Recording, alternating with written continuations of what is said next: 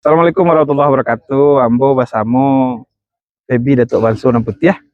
Beliau sedang membangun perkampungan Minang di sukunya.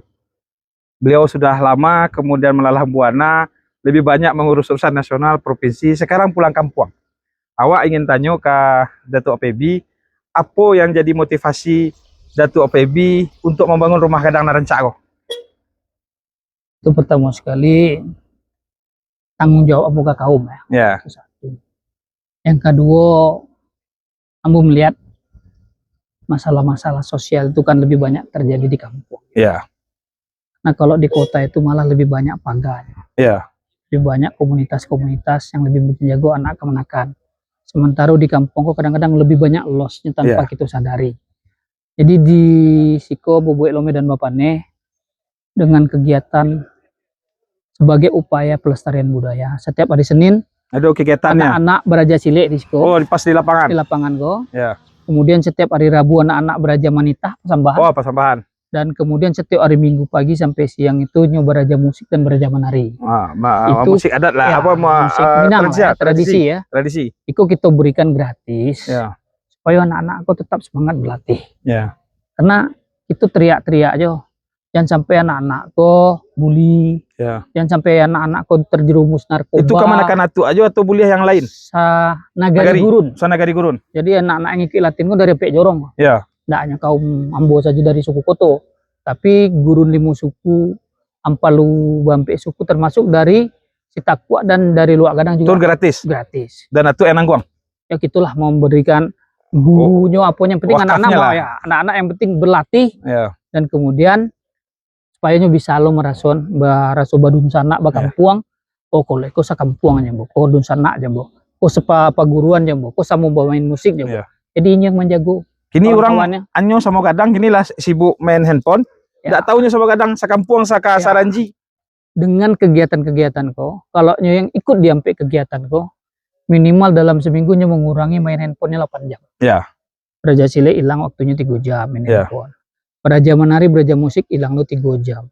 Beraja penitan, pasamban hilang lo 2 jam. Jadi dalam seminggu itu bisa 8 jam nyo ndak menggunakan handphonenya atau gadgetnya. Itu positif. Dan nyo berkomunikasi, bersilaturahmi yuk kawan-kawan sekampuang. Oh, itu walaupun beda sekolah tapi sekampuang.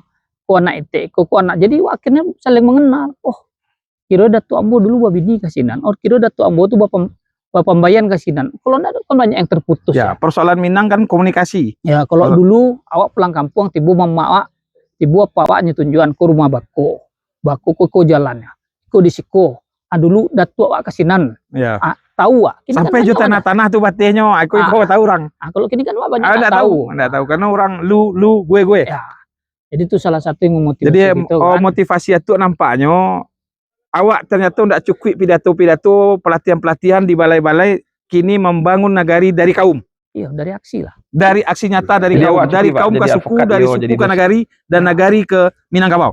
Jadi akhirnya kalau semuanya bergerak, itu kan berharap itu menjadi model juga, menjadi percontohan bagi negari-negari lain ataupun kerapatan adat negari lain. Ternyata kalau seluruh kampung atau seluruh nagari melaksanakan itu, Ambo rasa ketahanan daerah, termasuk melalui ketahanan budaya itu akan menjaga ketahanan nasional juga. Ya. Nah artinya semuanya bersinergi dan tentu awak akhirnya lebih banyak bersilaturahmi.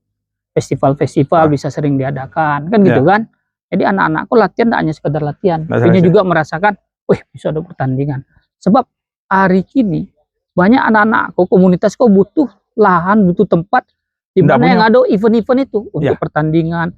Itulah harusnya tugas pemerintah hanya menyiapkan event-event perlombaan. Ya.